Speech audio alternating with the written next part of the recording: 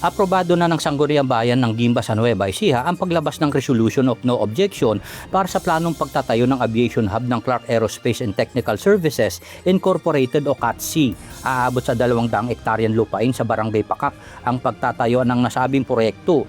Ayon sa kumpanya, napili ang lugar dahil sa strategic location nito, malayo sa flight path ng Clark International Airport at malapit sa mga pangunahing highway at expressway patungong Metro Manila at iba pang bahagi ng Central Luzon. Binigyan po namin sila ng resolution interposing no objection sapagkat maganda naman yung pinudulot ng isang malaking breakthrough ito sa bayan ng Guimba kasi mantakin nyo sa buong Southeast Asia, sa Guimba pa magkakaroon ng ganitong uri ng aviation hub. Kabilang sa mga pasilidad na itatayo ang 5 Aircraft Maintenance, Repair and Overhaul o MRO hangars, Aircraft Manufacturing and Assembly Facility, Cargo at Logistic Hub, Aviation Training Center o Flying School, mga pabahay, paaralan, recreational facilities at ospital. Magkakaroon din ng runway na tinatayang 3 kilometro ang haba. Inaasahan ng lokal na pamahalaan na magiging malaking tulong ang proyekto sa ekonomiya ng bayan lalo't umaasa pa rin ang Guimba sa Internal Revenue Allotment o IRA mula sa pamahalaang nasyonal. Kasi po nananatili ang bayan ng Guimba sa tinatawag na IRA o NTA dependent po kami. Napakalaki ng ang porsyento na ang aming budget ay nanggagaling sa national budget.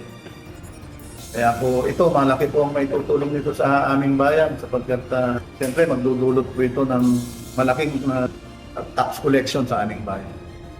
Ayon sa LGU, tinatayang aabot sa 30,000 trabaho ang malilikha kapag naisakatuparan ang proyekto. 75% ng mga magiging empleyado ay prioridad na magmula sa bayan ng Guimba. Positibo naman ang maraming residente ng Barangay Pakak sa nakikitang benepisyo ng aviation hub lalo na sa paglikha ng hanap buhay. Kami po yung mga walang trabaho po ng mga mamamayan po dito sa amin.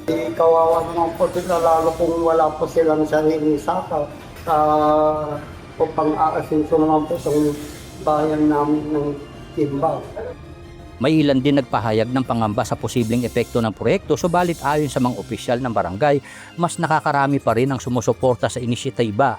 Pero actually po, meron din po mga barangay na nagkaalala, iniisip nila may mga bagay na magiging hazard sa kanilang kalagayan.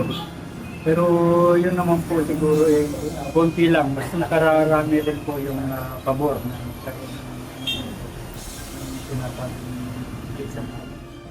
Ayon sa kumpanya, layo ng proyekto na gawing isa ang Pilipinas sa mga sentro ng aviation-related industry sa Asia Pacific. Sa kasalukuyan, inaayos pa ang mga kinakailangang permiso at mga transaksyon kaugnay ng pagbili ng lupa. Kapag nakumpleto na ang mga ito, inaasahang sisimulan ang konstruksyon sa susunod na taon na tatagal ng humigit kumulang 2 taon. Danny Munar, UNTV News and Rescue, Diyos ang aming sandigan, serbisyo publiko ang aming pinahahalagahan.